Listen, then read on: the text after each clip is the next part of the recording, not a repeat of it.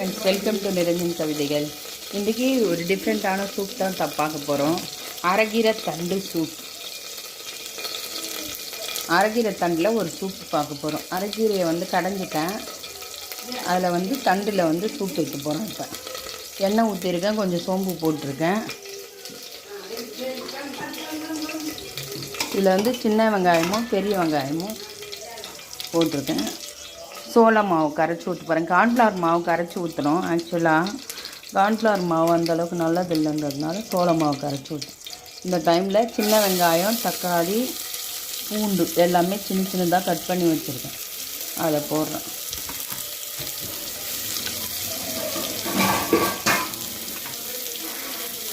இஞ்சி துருவி வச்சுருக்கேன். இஞ்சி வாயில் அகப்படுன்றதுனால துருவி வச்சுருக்கேன். இதில் கொத்தமல்லி,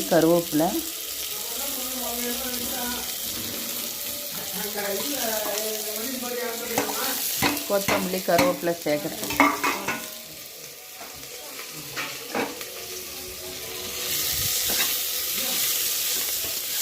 இது நல்லா வதங்கணும்.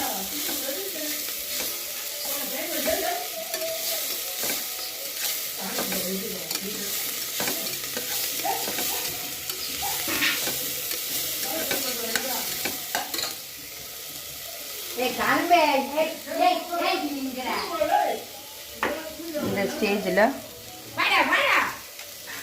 சூப்புக்கு தேவையான உப்பு போடுறோம். கொஞ்சமாக போடுறோம், ஏன்னா உப்பு கொஞ்சம் அதிகமாகிடும் சூப்பில்.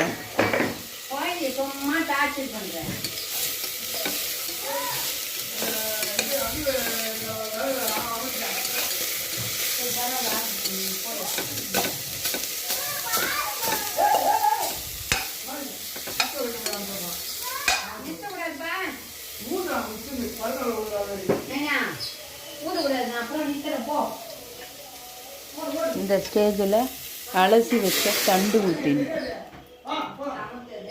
அரைக்கிற தண்டு கூட நம்ம வேஸ்ட் பண்ணக்கூடாதுங்க. வேஸ்ட் பண்ணாமல் சாப்பிட்லாம், நல்லாயிருக்கும்.